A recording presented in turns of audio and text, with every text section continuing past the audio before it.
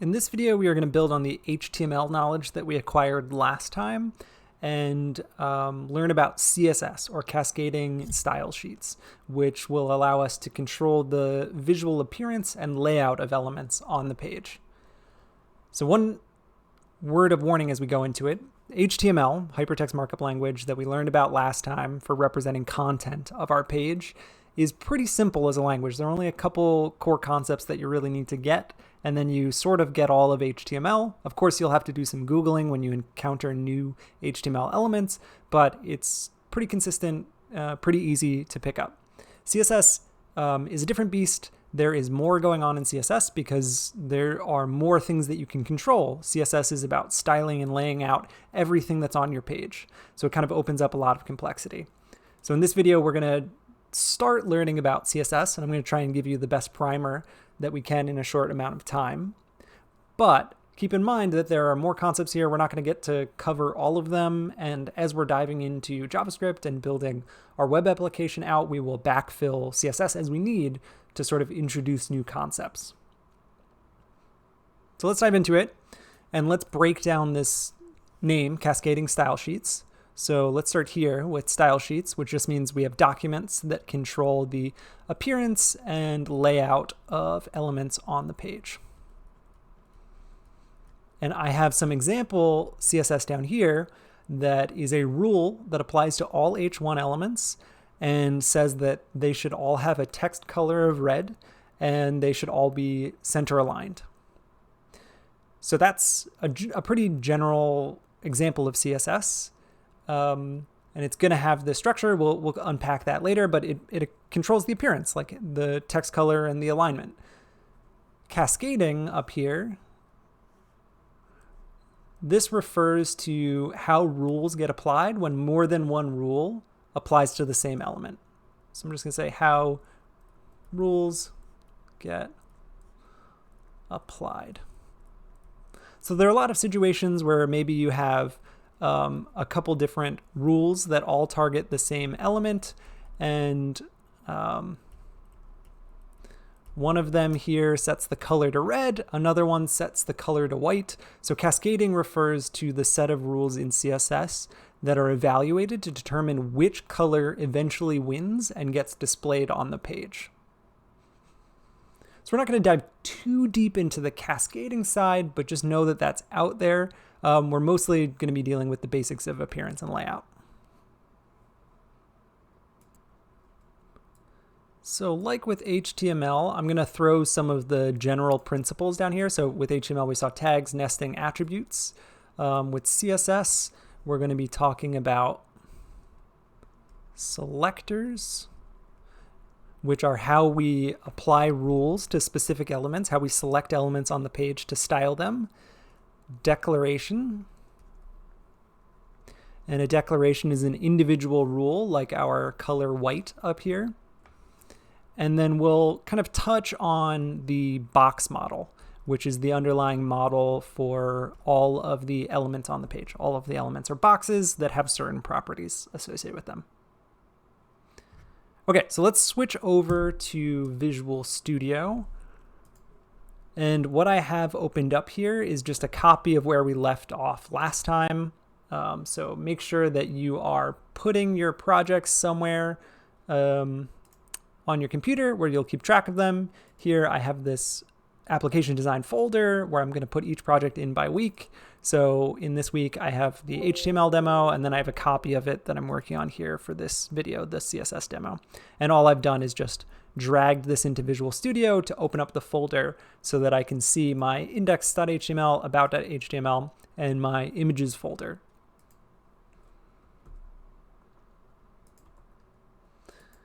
Okay. Where I want to start here is in the about.html. So I'm going to double click this to open it so that this tab stays open, even if I click on index to open that up temporarily.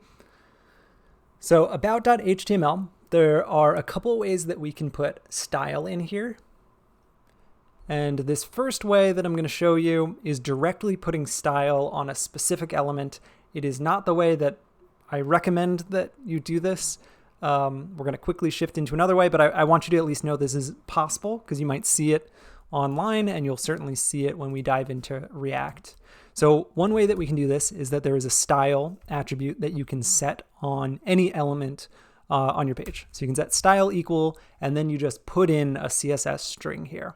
So for instance, this text, I can say font size is 25 pixels.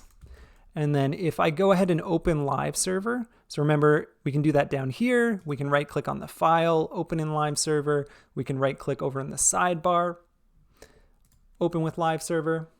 This will pop open a browser with our page. So here, this is now 25 pixels. And if I go ahead and change this to 100 pixels, we can see that that now bumps up to 100 pixels.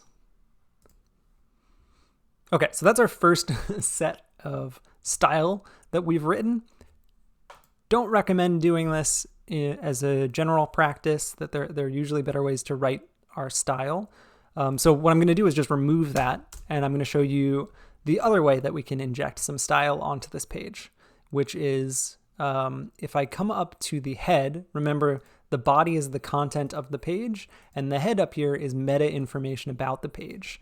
Inside of the head, I can create a style tag, which allows me to write CSS that applies to the body of this page.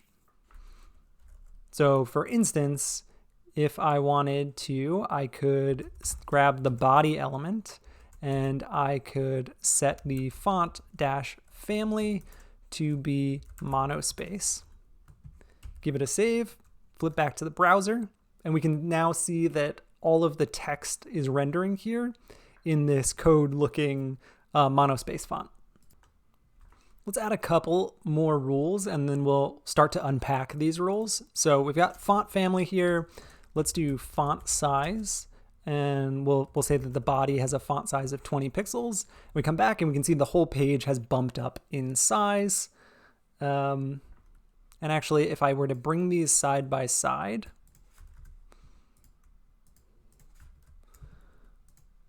maybe I'll drag this over a little bit so we got more room with our code here. If I make changes, I can actually see this reflected immediately because of Live Server that we're using.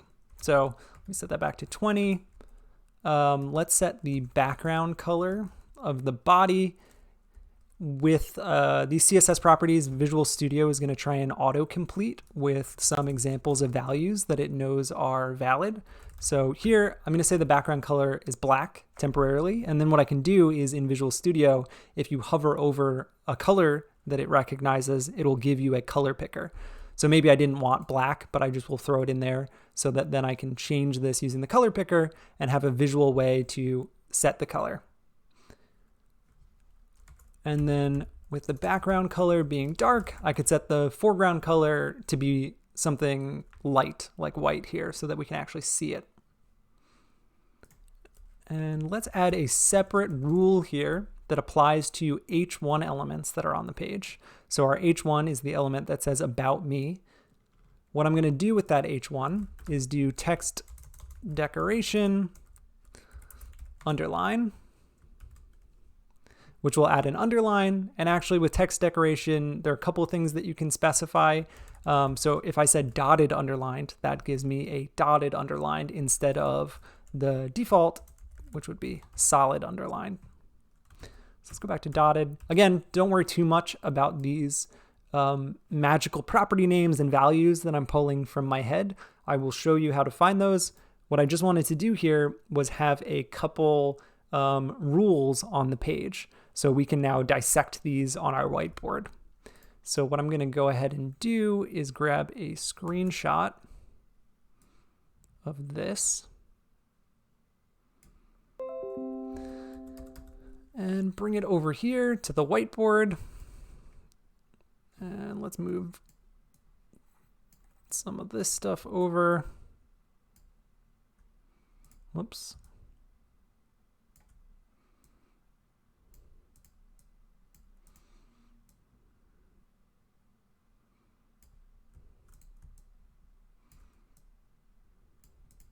Okay, we've got enough room here to drop this down, scale it up, and start labeling this.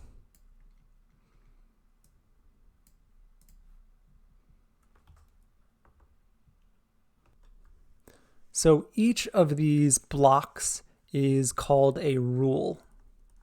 So we have a rule that applies to the body that's setting all of these properties. And a rule is composed of a selector.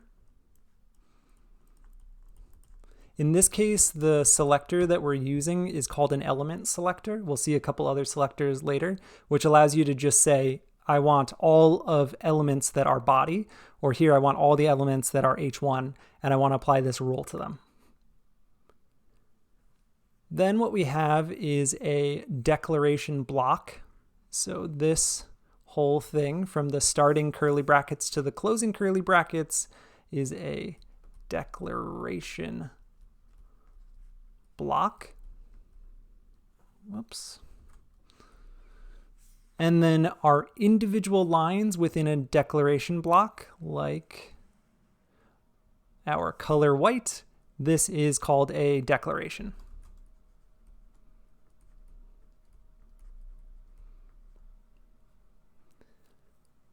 And your declarations, they're kind of like our attributes, where we have a name of a CSS property.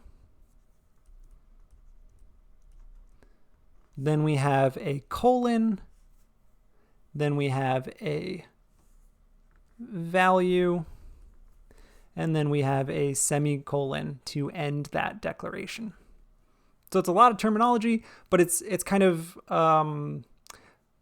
not that difficult if you're coming from other programming languages where you're familiar with the idea of a block and you're familiar with the idea of a statement. If those don't mean anything, don't worry. So basically, we've got a rule that we can define that has a bunch of properties. You can have as many set in here as you want. So all of those are in a declaration block that apply to the body here. And you can, with selectors, you can actually combine multiple selectors. So if I wanted, I could have something that targets the h1, comma, h2, comma, h3, and sets text decoration underline on all of those. So there's a lot of complexity that we can add into here, but this will give us a good starting point. And at this point, you may be wondering, like, well, that was 5 property names, and each one had its own like weird property value that they weren't all the same. We even had a color here that was RGB and a color here that was just the keyword. Like, where do you find all of this information? And again, it is going to be like HTML, where you want to keep your references handy, because that is how you start to learn the different properties that are out there and the different values that each of those properties take. So I will have these links in the description, but a couple that I want to show you. One is Cssreference.io, which is a pretty cool visual guide to CSS. So for instance, let's say background color was what you wanted to know about. You could search for background color, click on this, and what it's going to show you on the left-hand side is a possible setting of the background color with some description about how it works. And then on the right-hand side, a little browser window with that setting applied. So here's background color transparent. Here is it with red, where it's telling us, oh, hey, there are a bunch of color names that are just built into the browser. Here's another way that you can set it using hexadecimal. Here's another way that you can set it using RGB, which we saw in when we used the color picker. It gave us an RGB value where it told us the R, red, green, and blue, and each of those is a value from 0 to 255. And then there are some other ways that involve alpha, like RGBA, where you can have some transparency to that background color, and hue, saturation, lightness, hue, saturation, lightness, alpha. So there's a lot of information here, and it's great because it's a visual guide. So if there's a property that you're looking for that you want to understand, this is a great reference. And then in addition to those, we've got our handy W3 School reference and our Mdn reference. So I'm going to go looking for W3 School CSS reference. And like with our HTML reference page, this is a reference page that lists all of the CSS properties. And if we click on one of them, like this time, let's go ahead and look for text align. So this was another one of those properties we used. Same structure as the HTML version of this documentation. There's an example. There's a try it yourself, which shows you some style that you can edit and then shows you the rendered result over on the right-hand side. And then if you continue scrolling down, it'll tell you, oh, text align specifies the horizontal alignment of text in an element, some information about the default value, its inheritance, whether it's animatable, etc., browser support, and then towards the bottom, it tells you those properties. So when I put center in here, it's because I knew that that's one of the possible values that that property accepts. And just throw one more at you, Mdn tends to be my go-to for reference. So Mdn Css Reference will bring you to the Mozilla Developer Network CSS reference. And same deal, if you scroll down a little bit, it'll show you all of the different CSS properties that you can set. So if we were to look for one more that we used, like font family here, I'm just hitting Control F, searching for font family. Again, we've got something here that allows us to set the CSS property for font family and see a rendered result over on the right-hand side. And then there's some more description about font family and showing you all of the possible values that font family could take in your code. So admittedly, there is a lot to learn here, but once you get the basic key concepts, the things that you will be learning is really just using the documentation to look up specific values that maybe you forgot. Like for font family, maybe you didn't remember what the word was for getting a font that has fixed width characters. And that's monospace. So you just Google it, you get here and you'd be like, oh, that's it. I'm going to bring this into my project. All right, so let's flip back to our about.html, and I think I will bring this over so side by side so that we can see all this. I'll resize my sidebar a little bit. This is great, applying the style like this, but what if we want this same style to be applied to our home page? Then what we have to do is, copy and paste this and put it into our home page head to actually get it to show up. That's not great because as soon as we need to change one of these things like the font size, we have to change it in both places. So really what we want to do is get away from putting style directly in our page like this and move it to another file that we can include onto both of these pages. And that's actually pretty easy. So what I'm going to do is create a new folder here called CSS. And into that folder, I'm going to create a new file called index.css. You could also call it main.css or style.css. I'm going to stick with index.css here. And then what we can do is take our CSS logic here, move it to that file, and then just tell the HTML to include that file. So when we're moving it, we don't want to grab the style tag because these tags are specifically HTML. The contents within the style tag though, so these two rules we can grab, we can cut. I'm hitting Control X to cut, and then I'm going to paste it into index.css here. And then if I come back to my about.html, get rid of this style, and we can see that it's gone now from this page, so our style is no longer being applied. What we want to do is link that CSS file in here. So I'm going to type link, and there's actually an emit expansion here. If you type link CSS and then hit tab, it's going to give you an element that's filled out with the right attributes. So it's got the rel or relationship attribute of style sheet to let the browser know we're bringing in a style sheet. And then the hyperlink reference here would be how does the browser get to the file that we want to include. These could be absolute URLs like https:// whatever to import something from another server. But really, we're going to use a relative file path here. So we're going to say // to mean go from the current location where about.html is, go into the CSS folder, / and then index.css to bring in that index.css file. And if I save it and I've got the paths right, my styling will come back in here.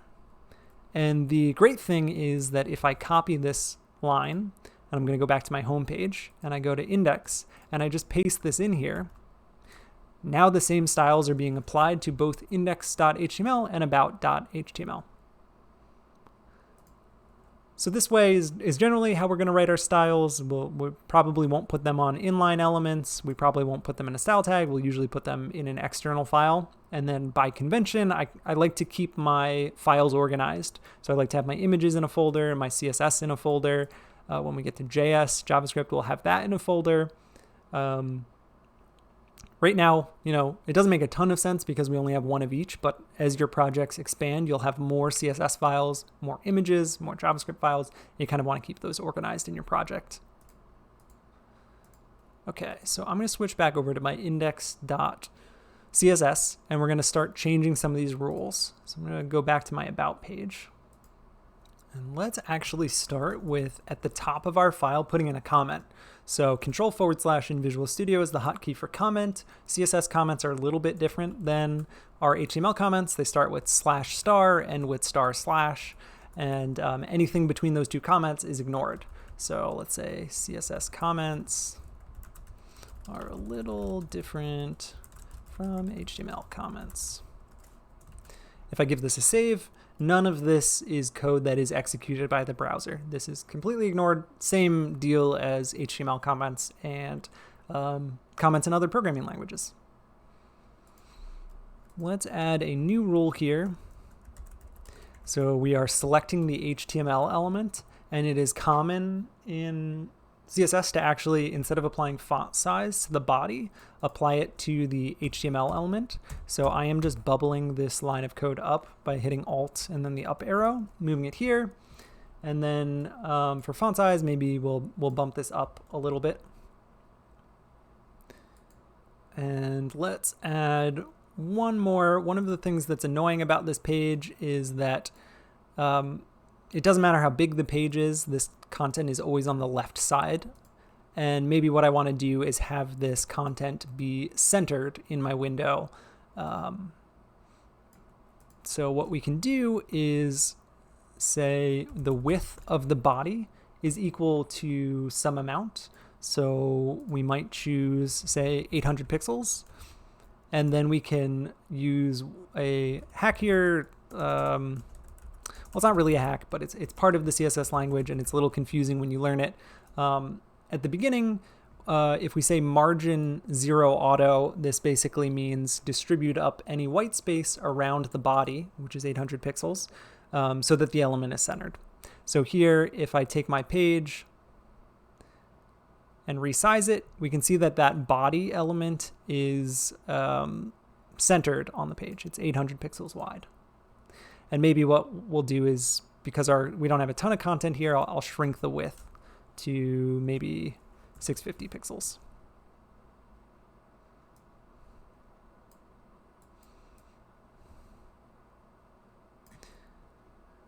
Okay, so what I want to show you, now that we've got a couple of rules in our CSS, is the developer tools. So we're going to go full screen here.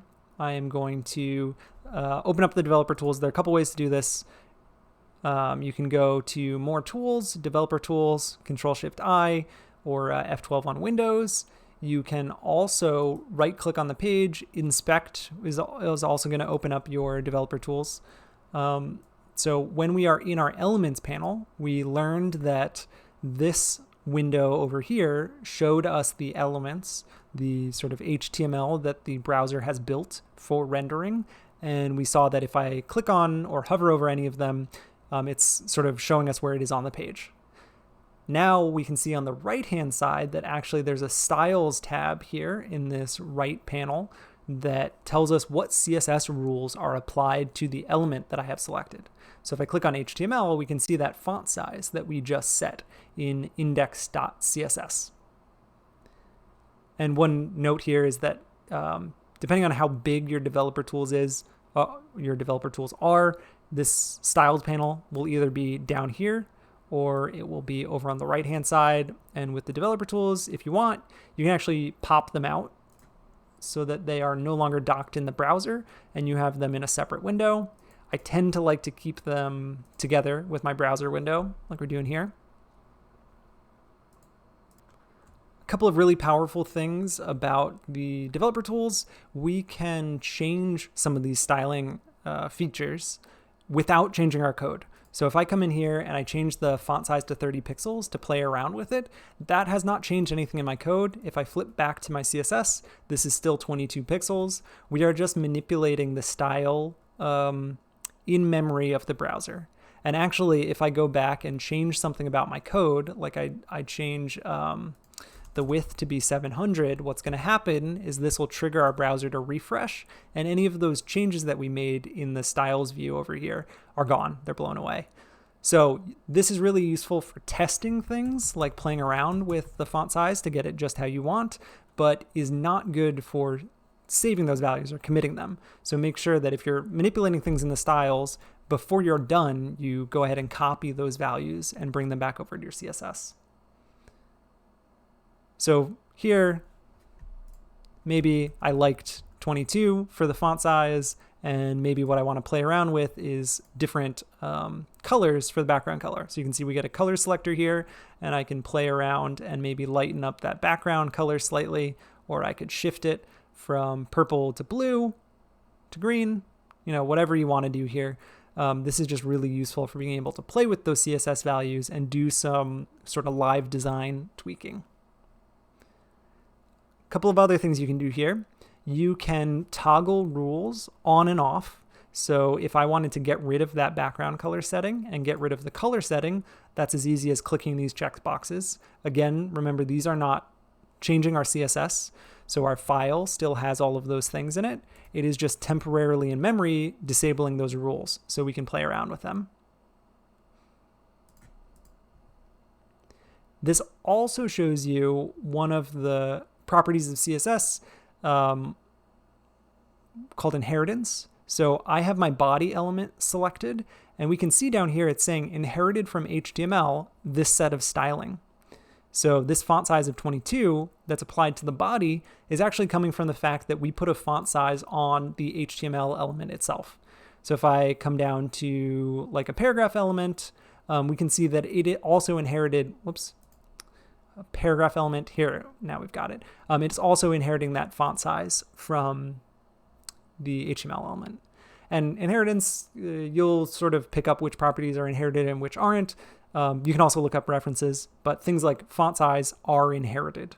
So that's how font size on our HTML element changed everything that's on the page.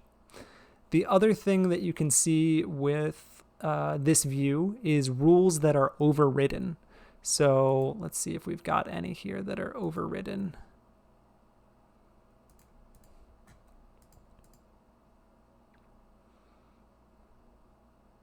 Here we go. So on the body element, we can see that there is some style, a rule here that's coming from the user agent style sheet. So that means the default that the browser is applying to the page had these properties applied to the body. And this one that's crossed out is a rule that has been overridden by another set of CSS. So up here above it, we can see our margin setting of 0 auto overwrote the margin of 8 pixels that the browser has by default. So that can be useful if you're trying to figure out, why is the style that I wrote not actually applying to the element? You click on it and you discover, oh, hey, that was actually being overridden by something else. The other thing that I want to show you that will help with debugging is, let's say for the color, we tried to set it to Blork, and we didn't realize that, we made a typo there. If I go ahead and click on the body element to inspect it, we can see that this is crossed out, but there's a little warning side that says invalid property name. So if you wrote some CSS and you're pretty sure you applied it to the right element, but nothing changed, make sure to check for those in your developer tools to make sure that you actually use the right property value. All right, let's change that back to white. And I want to show you a couple more things. So one that can be fun to do is set a background image instead of using a solid color for your website here.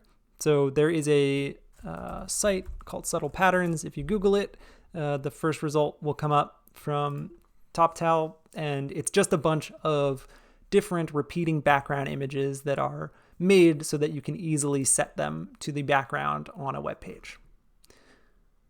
So you can find one you like, download it, and then what I'm going to do is I already have one downloaded. So I am going to flip back to my project here.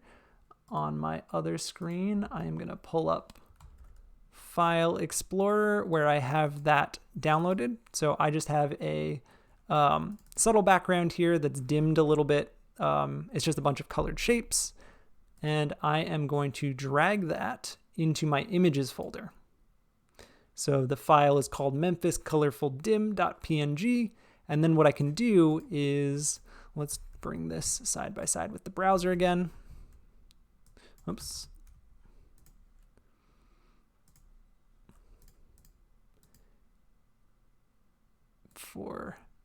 Instead of saying background color, I can say background, URL, and then I can tell the browser how to get from index.css to an image file. So again, these could be absolute URLs, but I'm going to use a relative URL. So what I want to do is go up from index.css. So I'm at the root of this project, go into images, and then Memphis Colorful Dim. So to go up for a relative URL, it's 2 dots, then /images /Memphis Colorful Dim.png. And now that my background is a lighter color, let's bring this over so that folks can see everything here. Now that it's a lighter color, I should change my font color to be something darker. And because, full black is something that is not seen in nature very often, you will usually pick a dark value that is maybe tinted, slightly blue, whatever you want. High contrast, but just not pure dark. Pure black. So there we go. We have a subtle background, and we've tweaked our font color. Let's make a couple more tweaks. So one thing that I will often do, we've got our width here of our body set to 700, which is okay. But as soon as our page becomes smaller than 700 pixels, we now have this horizontal scroll bar that's showing up on our page. So one tweak that I'll make here is that instead of setting the width to 700, we can set the max width to 700 to say that the body should be as big as the browser, but capped at 700.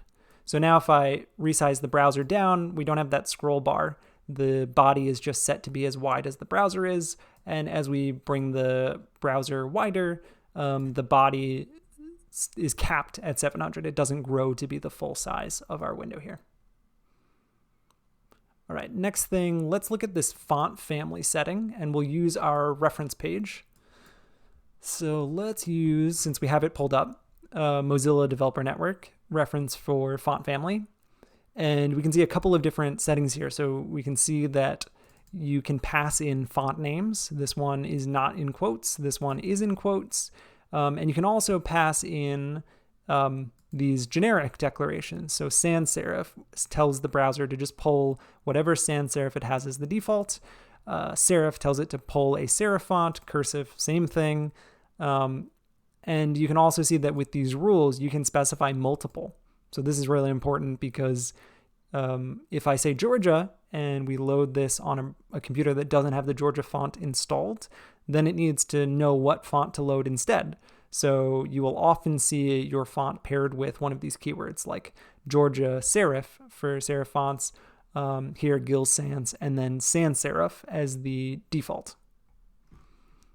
There are a couple more in here. There's like monospace, which we used as a keyword, fantasy, emoji. The other thing that we can do is load fonts from a site called Google Fonts. So if I open this up, it's fonts.google.com. Any of these fonts are available to you to import into your project and use legally in your projects. So you can look for one, you can sort of filter by category. Like if I wanted to double down on this monospace, but use a custom one as opposed to the one that's provided by the browser, I could just look through here to find one that looks interesting.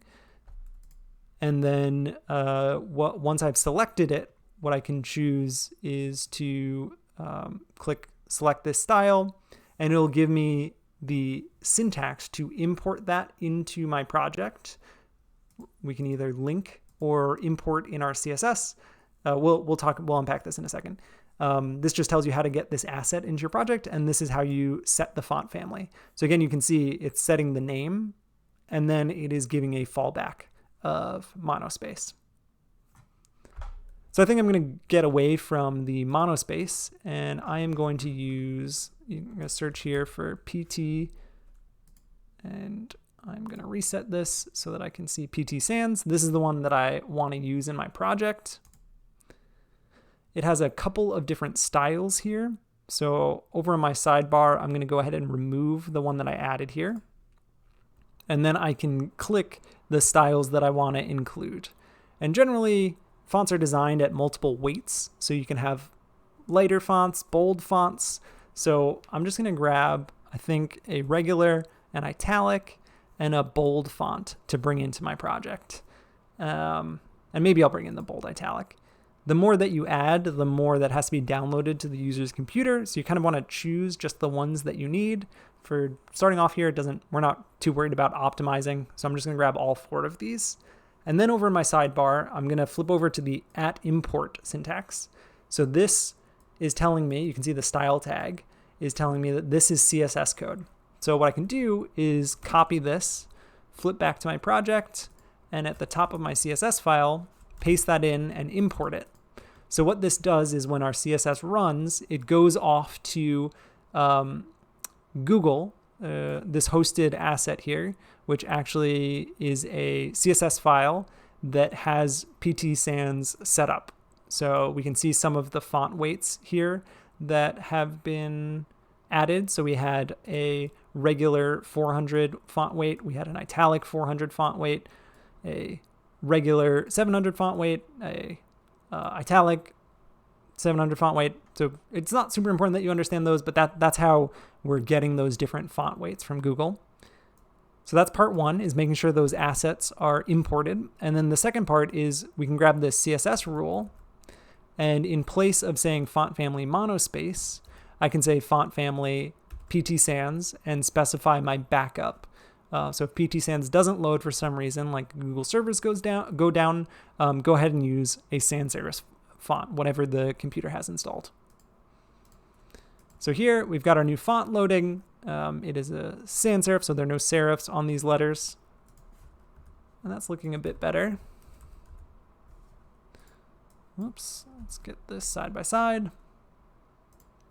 And let's apply a few more styles here. So it's starting to shape up, but I kind of don't love how the footer is so close to the content of our page. And I would prefer to have this footer centered and have this header centered on the page.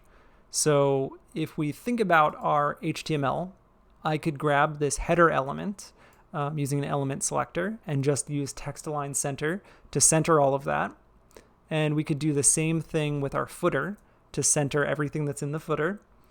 And then I can add some margin, some spacing on the footer and header to add some spacing between the start of the content and the header and the footer. Or sorry, between the content and the header and the footer.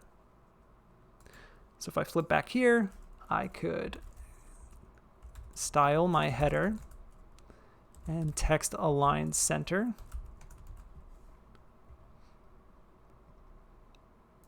And, you know, while we're at it, why don't I show you this? We can combine selectors. So if I want to text align multiple things, I could do this, header and footer, and you separate them by commas to apply the same declaration block to those two elements. And let's also, while we're at it, let's make the footer italic. So font style, italic. So now that's italicized. And I want to add a little bit of space between the footer and the content. So I can say margin top to rem. There are a couple of different ways to specify units. Like I could say 20 pixels, and this will be 20 pixels between the footer and the content. the advantage of using rem, which is root m units, is that this is based on whatever the font size is. So if I set this to be 2 rem, the spacing here is proportional to whatever the font size is. So if I set this font size to 10, this spacing is a fraction of that font size, so it scales down accordingly. But if I were to say this was 50 pixels, then it would always be 50 pixels. So as the scale of the font kind of scaled up and down, it would look funky at some point.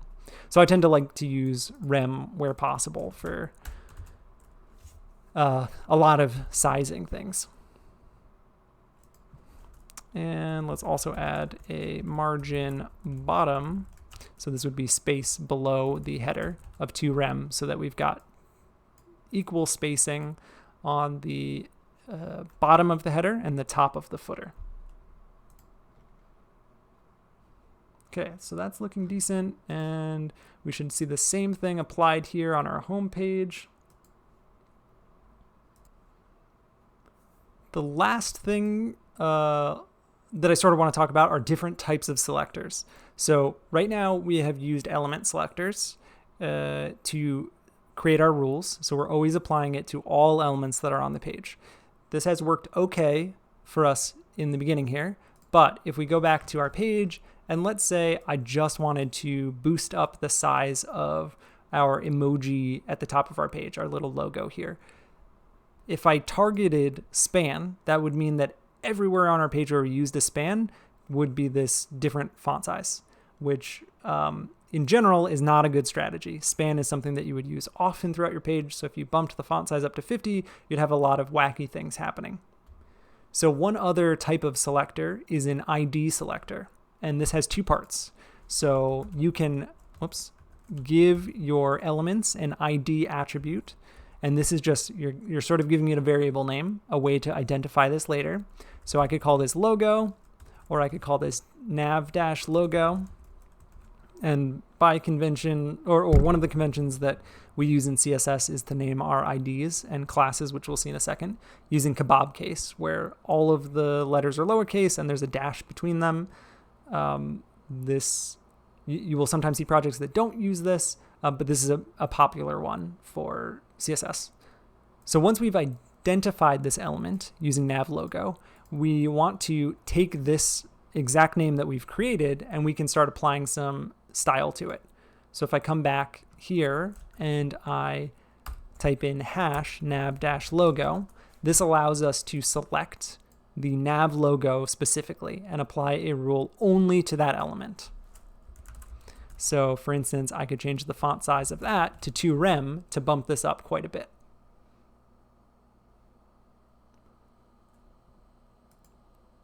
The thing about IDs here is that they are intended to only apply to a single element. So if you need to identify one element on your page to do something like apply styles, ID is a good choice. And so for instance, if we wanted to just target our nav and change the font size here to make this a bit more big, make this bigger, make this more prominent, same thing. We can say ID, we could call this like main nav, because maybe on a site you would have multiple navigations. You might have a navigation down the footer. So here I'm going to call this main-nav. I'm going to flip back here. Main nav, font size 1.25. Let's see how that looks.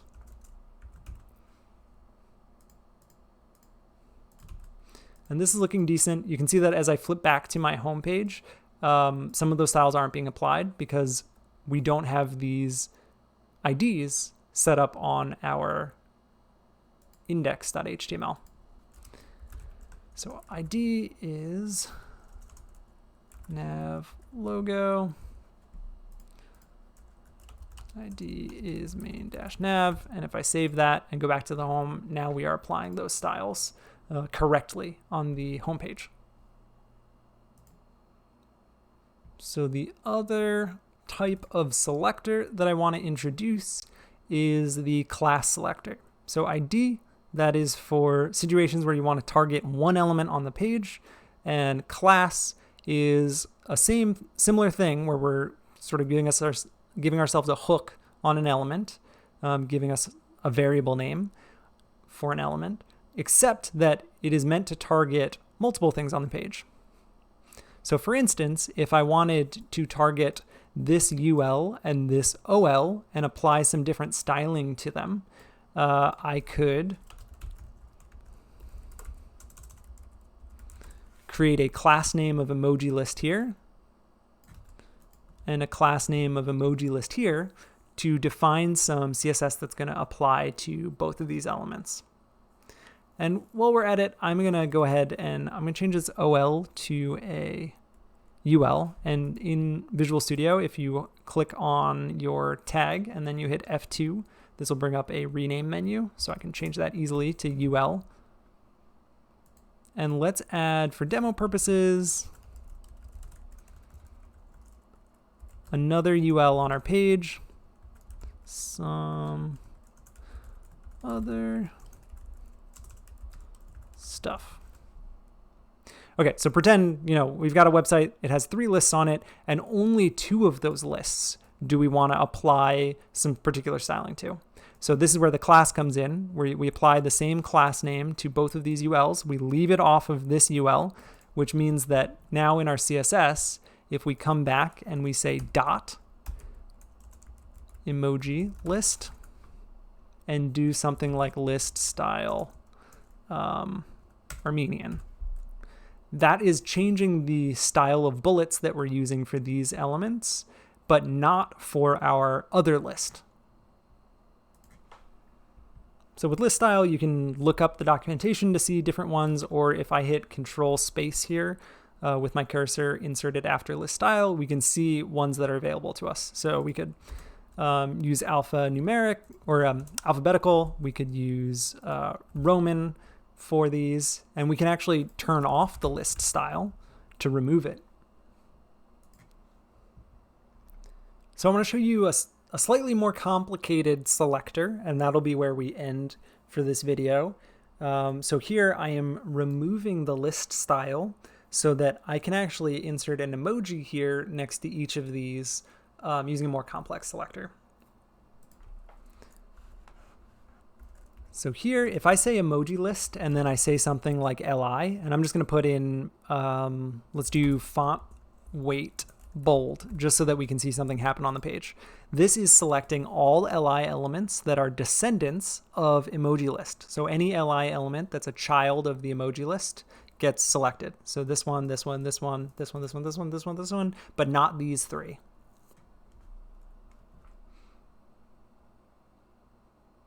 And actually we can do what is called a pseudo element. So let me throw that in here. So before is a pseudo element. This allows us to actually insert some content on the page from our CSS. So here I am selecting from the emoji list any list item, and then I am inserting some content before that list item on the page. So here I was able to insert a little caret.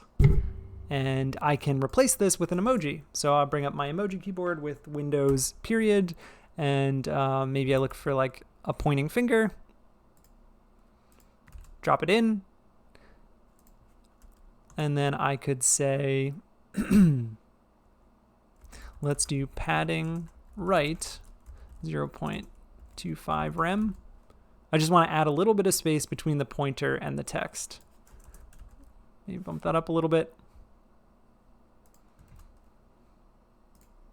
So there we go. We got our class styling here. So let's review some of this to wrap up. So I'm going to flip back to the whiteboard. Here we have talked about cascading style sheets, CSS. We saw some examples of selectors, what declarations are, and how we can create rules from those declarations.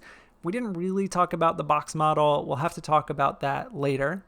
And in terms of our declarations, we saw a bunch of different properties here that we were able to set, like text decoration and color and max width and margin.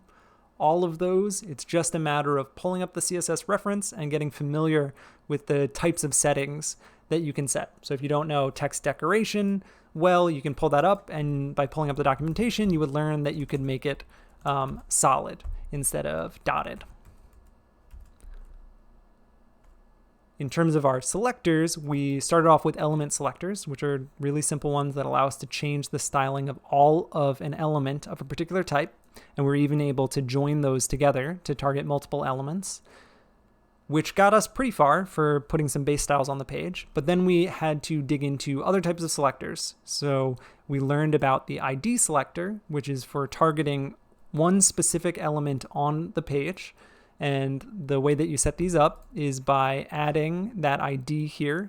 You're essentially creating a variable name to refer to this element, and then using that same name over here in your CSS file. So we did that with 2 elements, and then we capped things off by talking about classes, which are really similar to IDs, except that instead of targeting one element, a class is designed to target one or more elements. So here we were able to style just these 2 lists and leave this list alone. And we saw a more complex rule here that allowed us to use what's called a pseudo element to insert some content dynamically on the page. So don't worry too much if you're feeling a little overwhelmed with the amount of memorization here. You got a lot of property names that are coming at you. But if you get the core concepts of understanding that CSS is how you can apply style rules to specific elements on the page, the rest is just learning some of how the styling works and learning the properties and their values. We will keep unpacking CSS. We'll keep adding more to our knowledge base as we go. And we're also going to dive into JavaScript next time and start learning how to make our pages interactive.